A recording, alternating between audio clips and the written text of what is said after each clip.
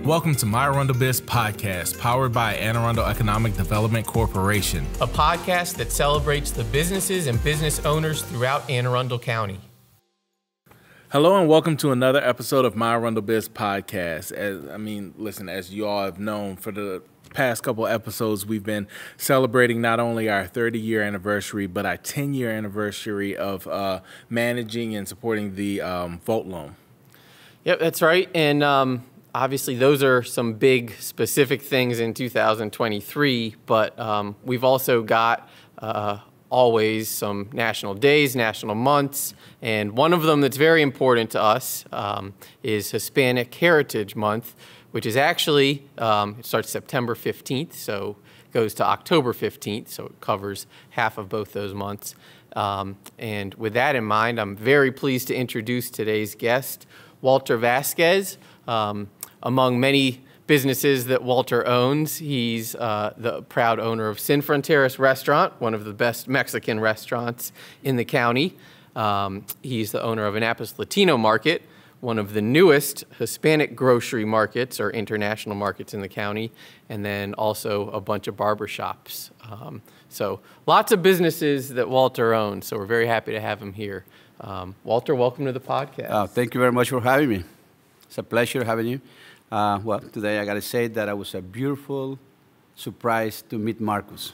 Yep. Yeah. Probably wasn't in the agenda, but it was beautiful. I am very thrilled. I'm excited to see a young man with autism and making it that big. Yep, I mean, definitely. it makes me... And for those who don't know, we're talking about Marcus from More Crunch, Yep. The owner from More Crunch. So please support Marcus and his mom. Yep, shout out to Marcus from More Crunch.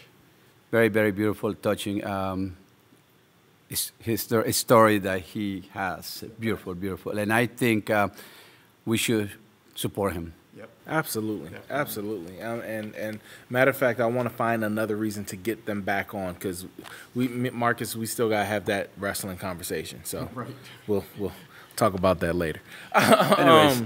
So Walter, can you give us a little bit of a history of your background and how it is you got started in your conglomerate of business Business We empire. work a lot.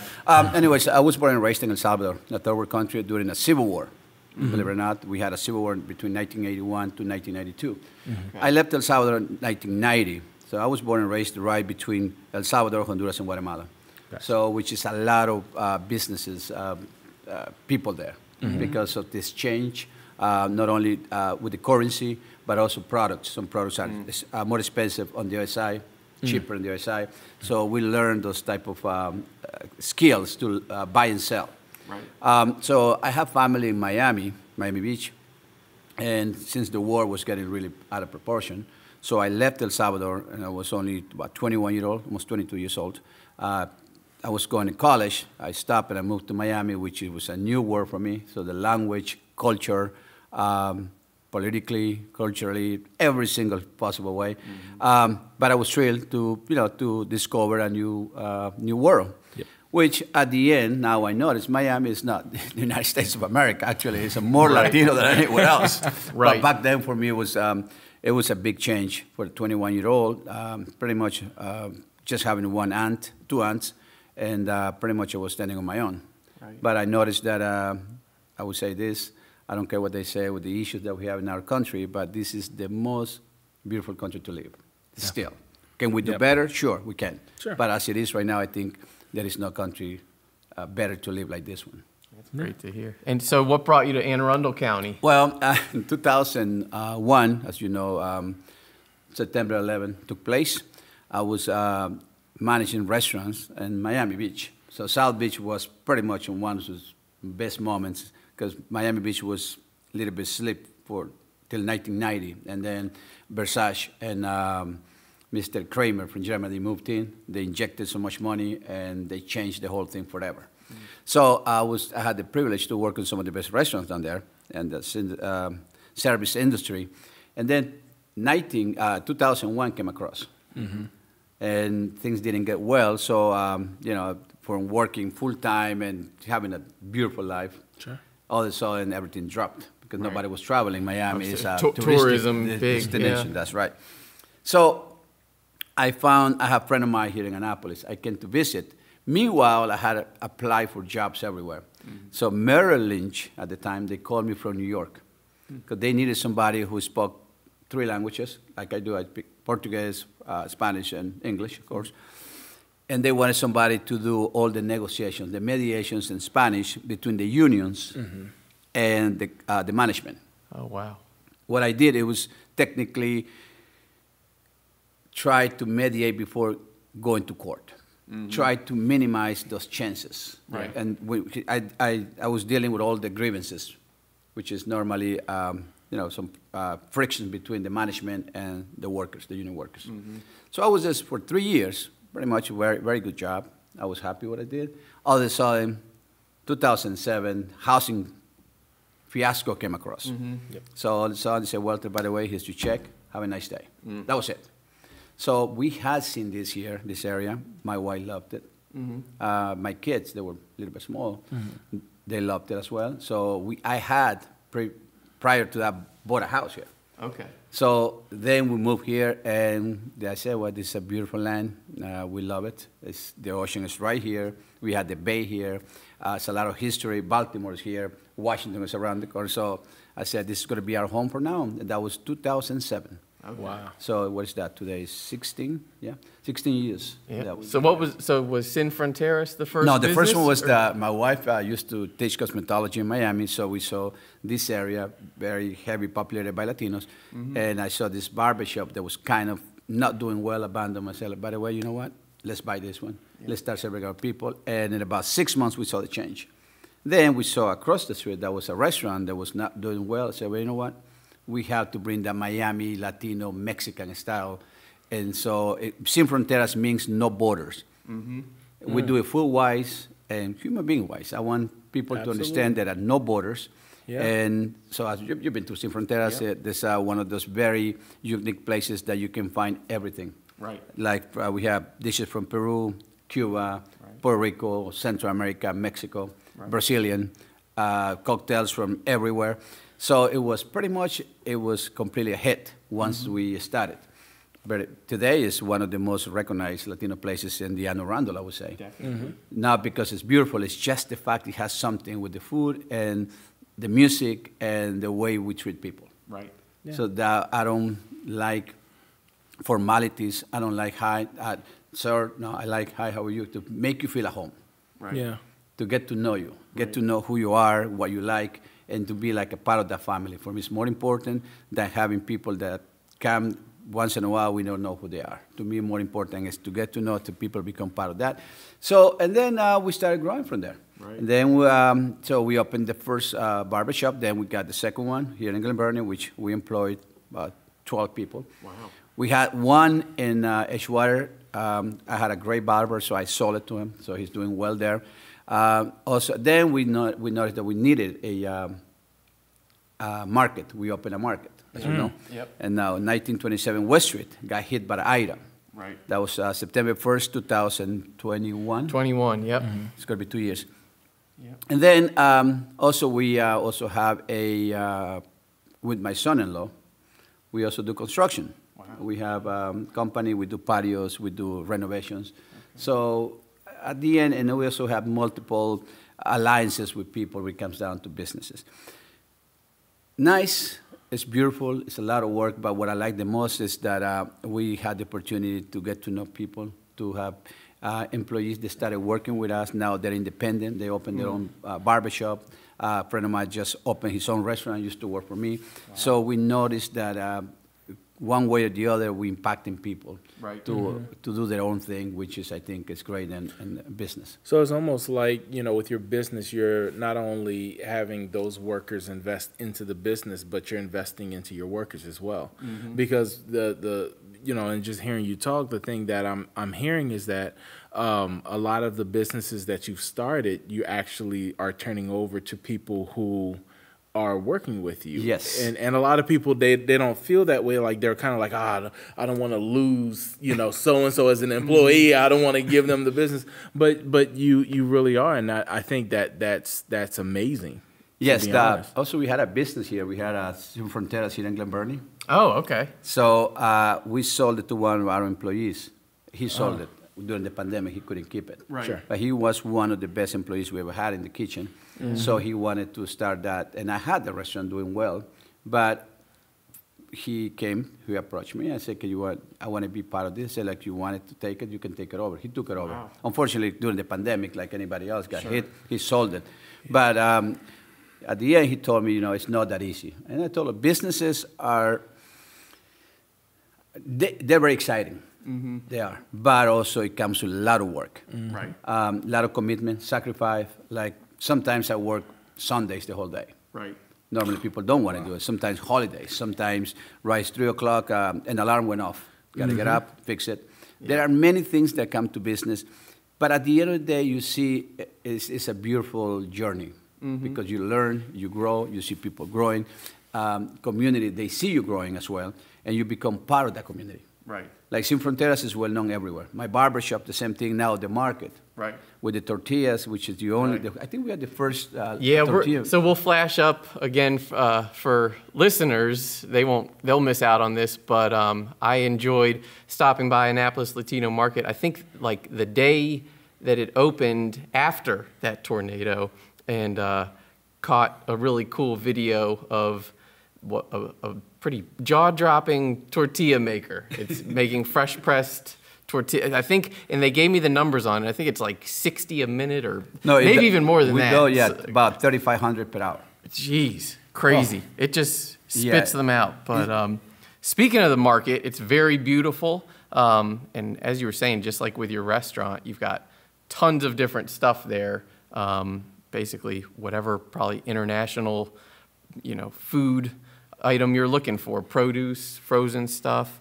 How did you kind of know the demand was there for it? Because a grocery store is a big thing to invest in, obviously. Right, it is. It's a lot of time consuming, a lot of little factors that go through it. And all my business, believe it or not, the clients, the guests, the people who support our business, they are the ones who tell me what to do. Right. Because I go along with that. They can come in, you can come into the restaurant and say, by the way, you know what, I seen this somewhere. I go ahead and get it. You know what, it's too cold in here, so let's see how we fix it. Yeah. You know what, your staff, which never happened, but they say that your staff is not smiling. Let's get it fixed. So technically, I believe my clients, my customers, they are the ones who really tell me what to do. Right, right. They are the ones who give you the guide that you need. Where, because it depends, like the tortilla is being the biggest hit because it was needed. Right. But now they want the smallest one for tacos. We're making them now for them. Sure. So I think in life in general, in politics, I would say the same thing. And anything you do, the customers, the people that know you, they really want to support you, they want to see you grow, they will be honest with you, and you have to give them the answer they want. Right, right. And that's, I think, is part of the success of our companies are based on that. I mean, you can come to Sin Fronteras. I remember a lady told me, look, Walter, I don't like this dressing, so I had to make a special dressing for her because she wanted it this way. And that we have it there. When she comes, she can have it. Man, wow, man. So, and those little things in businesses, because, you know, business and demand competition. Right. Because you have competition everywhere. Yes. So in order for you to outbid when you're a small guy, with a small company. Right. So the little companies, in order to compete, you got to give that little different. Right. That little extra work, that little go to the little step that you need to do. And that's what we do. I try to make it all the time. Yeah. Right. That's awesome. Well, and I guess you referred to it before. COVID obviously impacted all businesses, but I think barbershops, restaurants, and high contact. Any of those places were very affected.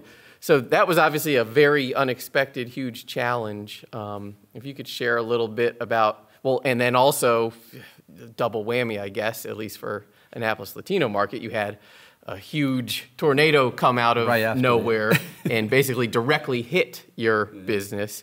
So how did you deal with those challenges? Well, the pandemic actually was very difficult for everybody.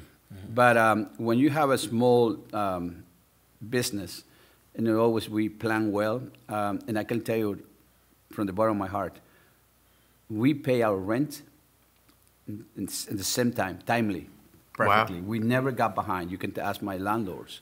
We did that because I knew it's not going to take too long. I said, like, we got to survive this. And also my employees, nobody lost their jobs. Oh, So Wow. wonderful. when I opened the market, that was the reason why we put some people that were working in the restaurant and barbershop. They needed some hours. We put them to work there so they Oh, could earn wow. some money. So technically, now it's paying back Right. because all my employees are still there. A lot of people Yeah. right now are really hurting that can get any help. Right. And I still have the same faces. For years and years, I had the same barbers. Of course, some new ones come because, you know, we're growing. But the guys that started with us, they're still there. In the restaurant, the same thing. Yeah. We had the chef is the same. The store, the 5 girls, they started with us when the tornado happened. They're still there. So was it hard? Yes, it was. Very difficult. But, you know, some people had it worse than us. Right. Some people were very, very, not only financially, but they were buried their lives. Some people, you know, unfortunately, they lost some loved ones. Some people lost everything they had. Some people, I mean, it was very difficult. We dealt with this differently. I'm a very firm believer in God. I believe that it was going to, you know, one way or the other, we'll make it through it. And also we believe that, and this is my philosophy today is, I know this pandemic brought a lot of bad things to us, but also made us be better people. Yes. For those, made us be more united, Yes. made us be more helpful, Yeah. let us be more compassionate with the rest of us. Because in a heartbeat, we know this whole thing can go down, and Right. it's beautiful. And, and that is the good thing that we learned. Through the time, it was very difficult because, you know, people were afraid, and I understood that, but we need to survive. Right. And at the end, we look back today, and I said, you know what, we coped with that very well. Yeah. And now with all those events behind us, what in business, how do you feel like you're going to grow? Like, what do you hope to grow moving forward? Well, the idea is the same thing, is always believe that there are many, today a day with technology, which is great. Today a day with all, all the social media. But, you know, I noticed in businesses, it's a right opportunity now to bring people back because now we're more lonely than before. Yeah. A lot of people spend hours just looking at the screen. Yes. Right. Doing nothing. And if it's all they've been doing for almost 3 years of COVID, it's kind of like normal Time life to now. go about life. That's what we want. And that's what we take advantage of that. So now we invite our restaurant. Now we have different cocktails. Now the music is louder. Now we make you feel better. Now we treat you like you know, always been, but now we try to see that there is more behind, and nothing against the social media, but there's more than that. Because now today, I grew up in a third world country where, you know, everything was face to face. Yes. Playing, Yep. you know, sports, music, relationships, people sitting at the table eating dinner. Now today, it's different. So now I believe slowly it's going back to normal life. Yeah. Now people are more confident to go to places, go to, you know, to shopping centers, now to exercise. Right. So restaurants, because during the pandemic, that was, I mean, we expected we never did it again. And now that we took that in our advantage. Now we make sure that people feel more at home than they did before. That makes sense. Yeah. Huh. Yeah. Now, because we know you're a very ambitious guy, what businesses do you hope to open in the future? We are working very closely with the county, which you probably heard. We want to do is we do collectively. I wanted the county to keep most of the biddings and the buying that they do locally. I would like to see that's very healthy for an economy. Right. If you have the money, for example, let's say all the buying they do or all the services they require, if they hire local companies. Right. For minorities. Procurement and whatnot. And what it does is that money doesn't go to, for example, Ohio. Exactly. Where the main company is. Yep. So it stays here. That means the owner of the company will have a better life, can buy a better house, will pay more taxes, will go to better restaurants. And the money circulates What I call recycling the money. And I think that's what we're trying to present to the county and the city. How can we have all these companies, small businesses, because I believe in small businesses, probably because we have our small businesses. But I believe those are more, they have more attention. They pay more attention to the small details. We are more accountable because you see face-to-face who is dealing with versus having a multinational company probably is based in Canada. We never see it. And if something goes wrong, nobody really takes responsibility for it. Exactly. Right. So that's the idea to see how, because I think the healthy thing can happen to this county, or probably to all these counties in the state of Maryland, is try to believe in what we have locally. And of course, it's a challenge because probably it's never done. Maybe it's easy to give the whole package to a big company. Right. But how can we break it down to small pieces so everybody take that piece? Right. And you know, and that's the idea. So we working on that with different groups. Probably in about a year we might sit down again and I'll let you know how. But I believe strongly it will be the new thing in this area. Yeah. Well, and that's great to hear. And just a little shout out for yet another of our programs that we've been promoting this year is the Arundel Community Reinvestment Fund.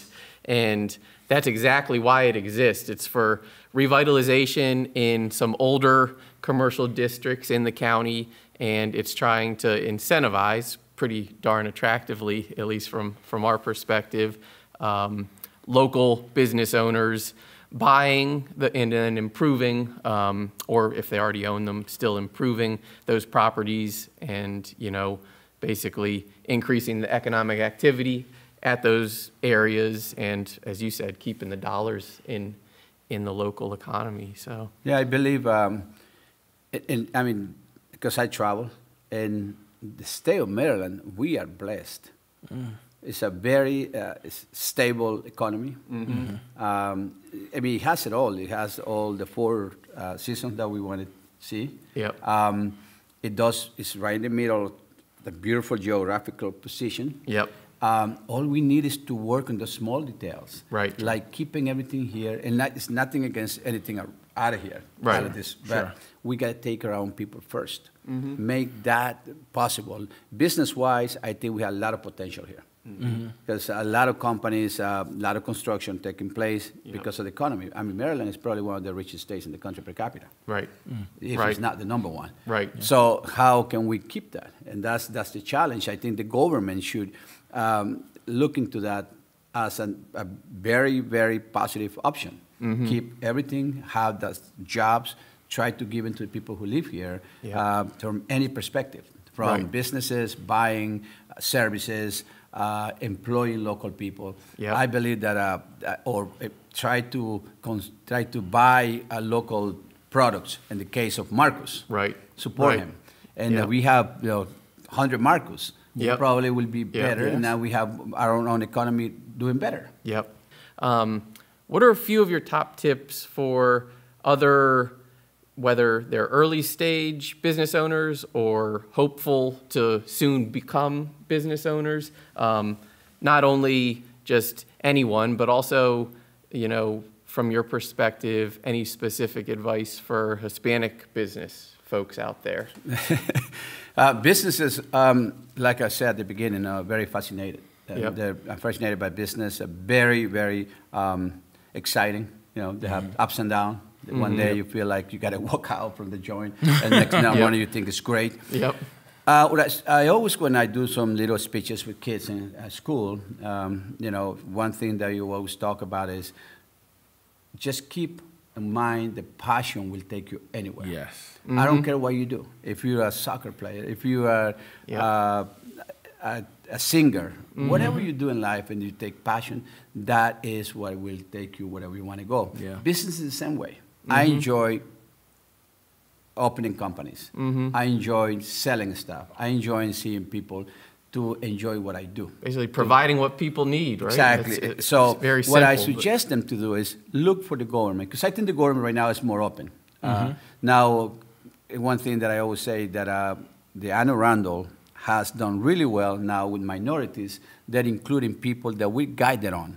We have Sergio Polanco, for example. The guy is doing Shout out to Sergio. So he's doing very good with some meetings Yep. for some topics like how to open a new business, Yep. how to run your business, where to mingle with your colleagues. Right. Now it's going to be how, one of the meetings that we're going to have, actually it's going to be at Sin Fronteras, is how can you do business with the county, the state, and federal. Yep. So, so the idea for them is try to get as much information about the business you want to get into. Remember that business are very difficult. They're like children, like kids. They're when they're small, you got to be patient. You know, you got to pretty much guide them around. But eventually, when they stand on their own, then you move on to the next kid. Yep. And that's how I look at it. So I would suggest is get close to see what product or what you want to do, sell or buy, or what you're reselling. And you got to get to know everything about the product or everything about the service that you're providing. Right. That's the number one, because if you're very good at what you do, like those pretzel that Marcos has, he can sell it anywhere he was. Right. Because the product is fresh, it's unique, it's not too salty. I have very good idea. It's not too big, so it's not too filling. Right. But still, you want to have more. Yes. So you got to have the balance. Yeah. Same thing I would suggest anybody in business. That balance you got to have. You got to have a restaurant. You got to have a very decent menu, but the food cannot be too expensive, not too low. You got to have the balance, and that only the experience doing it gives it to you. Yeah. So I would suggest anybody. Now, the government, I love the fact that Mr. Pittman, Gavin, and I hope Mr. Moore get involved with this. And give the first priority to those people who live locally and see open the opportunities, which is a lot of opportunities here. Right. If we just open it and we guide people and we teach them and we provide with the right sources, Right. we fine. That's all we need. Yeah. But I think the state of Maryland is going the right way for me. Yeah, as our social media and news sharing guy behind the scenes, I know about a month ago, what Governor Moore announced the state procurement increasing 15%, and that being targeted at small and minority-owned businesses. So I think it's certainly on the agenda, which is great to know. So for one of our last questions, I just wanted to know, with Anne Arundel County being your home, what made you want to start your business here? Like, what's your favorite thing about not only living but having business here? And getting your wife on board, obviously, which is a big part of it. You know what? I'm glad you asked that question. We've seen the growing of the Latino community. We've seen from pretty much nobody. I remember in 2000, when I first came here to visit some friends, the Anne Arundel had not even 2% of Latinos in the population. Wow. The Anne Arundel, 2 to 3%. Don't quote me that, but somewhere around there. Wow. Annapolis had 6%, 6 to 7. Yep. That's 2000, 23 years ago. Today, Annapolis has 21%, which is 1 out of 5 people is Latino. Right. And the Anne Arundel, 16%. Almost, Jeez. no, 15, 16%. Yeah. So we saw that. We saw it from that small group getting adjusted to the system, getting to work, getting to learn the language, to see the first generations of Latin Americans here. That now they're going to college. That now they're on the little businesses. That now they have the opportunity to become doctors. So to me, opening and giving the opportunity to have the products back home, to give them the haircut that they want, for me, it's been exciting. It's a beautiful journey. My wife and I, we love it because we see it. Yeah. See, I was comparing this to Miami. Miami in the 60s, in the 70s, it was like a just, place to go to have a good time, retire people. During the summer, it was empty. During the winter, the snowbirds used to go down there.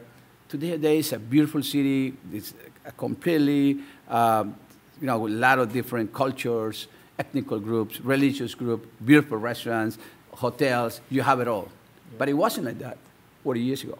Right. Today, and I would love to see us at the state of Maryland well diversified in any possible way, not only ethnically but politically, socially. economically, everything. And that's the idea. That's what is really good about business. You get to know everyone. Right. I mean, I've seen people in my restaurant with beautiful, a lot of businesses. Yeah. I've seen people starting the businesses, growing. I've seen people, they just got to the country. I have people that just live in the city. And that's what is very exciting about the businesses, that type of getting to know everyone in the community. And on the topic of all those businesses, what are some of your favorite businesses to visit in Anne Arundel? Yeah, some of yours. I go everywhere. I try to support everywhere, but I do, and hopefully big companies don't take it personally. Yeah. I do not support huge companies. Yep. I don't. To me, I don't say I don't. I prefer to support like Big 909. Yeah. I go to a friend of mine just opened Salvador Latino. I go to friends of mine that if they want to paint my house, I get a small local business to do painters. Right. Same thing when I do small constructions. But restaurants, I do, like I said, Big 909 for me is very good. They're a great one. You've been there? Yeah, yeah. You know, I go to also places like Caliente, friend of mine. Those places that are small owned, that I get to know the owners, that we always, you know, share stories and see what's going on. And those are the ones that I support. Yeah, that's awesome. And I guess just finishing up, if you could tell everyone where to find, I guess, the websites and social or any social media for Sin Fronteras and Annapolis Latino Market, and then also if you can look up if you can find the barbershops online. Yeah, well, you can find the barbershops are well known, but those are Isaula's Beauty Salon. You know, we do have the Latino Market. Yep. It's called AnnapolisInternationalMarket.com. You can easily find it, and SinFronteras.com. You easily find it. Hopefully you come to see us to try something different. Yeah, well, cheating with the last question then, if you could tell people that have never been to Sin Fronteras to try one thing, and if you could tell people that have never been to Annapolis Latino Market to buy one thing, what would If you go to Sin Fronteras, there is a dish called chile en nogada. It's like a chile relleno, but it's this type of pepper that is, we put in the oven for about 30 seconds, then we peel it, we cut it open. We add this homemade Cuban-style ground beef with raisins. We stuff it with that, and we made this very unique sauce made of walnut, white chocolate, a little bit tequila reduction, pomegranate. Wow. It has vanilla. Fancy. And then we reduce it. Put it that sauce is made every day because it has a little bit dairy, so it has to be fresh. Sure. That would be the one that I would suggest you to have. You go to the market, you got to have the tortillas and the chicharron, the fried pork. It's made every 2 hours, and, and that's it. You know, I don't think you were making that when I was last there, so that's no, I just started because you have to get the setup. You got to marinate. See, for me, business is consistency is the number one. Service, price, consistency, cleanness. That's the first thing they always recommend in any business that I do. Yeah. Well, Grayson and I, since it's a little past lunchtime as we're recording this, we will be stopping at Annapolis Latino Market on the way back to the office. Okay. Trying some of those corn tortillas and chicharron. And we recommend that to everybody else out there, too, whenever you're watching this. And I'm always around there, too. Yeah, and keep your eye out for Walter all over the county during Hispanic Heritage Month and at all other times. We're going to have the reopening. The reopening of the market should be on I think it's the 10th. Of September? Of September. Oh, okay. Perfect. Okay. So it's a Saturday. It's going to be there. There's going to be music. It's going to be food. It's going to be a food truck. Awesome. Everybody's invited. So we wanted to technically celebrate that opportunity that God gave us to reopen a place that it was very good at the beginning. Right. And now it's becoming better. Awesome. One small thing I want to say, I want to thank to you guys. Very nice. Oh, absolutely. I also want to say the county has these people that are working hard, people like Sergio Polanco, Laura Gutierrez, Adriana Lee, people like you. We got Luis Diaz, Luis Colorado Diaz, in guy, our love office, him. always. Yeah, he's very so those are the people that I want to thank him very much because they are the ones who really helping to this community to start going the right direction. Yeah. So hopefully we can have him there for years. Yep, I appreciate that. And since we're giving shout outs, he's been with us. He works with Maryland SBDC, but is also a member of our team, Nestor Gavidia. Gavidia, Because to your point, we now have 2 bilingual business counselors because, as you said, we know the need is there, and the Hispanic business community is growing and growing and growing. So we're all for it. We help. We really, I mean, honestly, and my wife and I, we always talk that one thing about the state of Maryland and this county, they're embracing now people. Right. Yeah. And believe me, for us, it was kind of hard for me when I left Miami to say I was going to have another home. Yeah. But this is our home now. And Miami just got to visit, but now this is our home. And we're here to help as much as we can. That's awesome to hear. Yeah. Well, we couldn't come up with a better closing than that. So just to remind everyone out there, you can watch this podcast and any of our past or future podcasts on Facebook and YouTube. And please follow us on all the social media channels, Facebook, Instagram, and LinkedIn, to stay up to date on business and economic development events and opportunities in Anne Arundel County and beyond. Thanks. Thank you.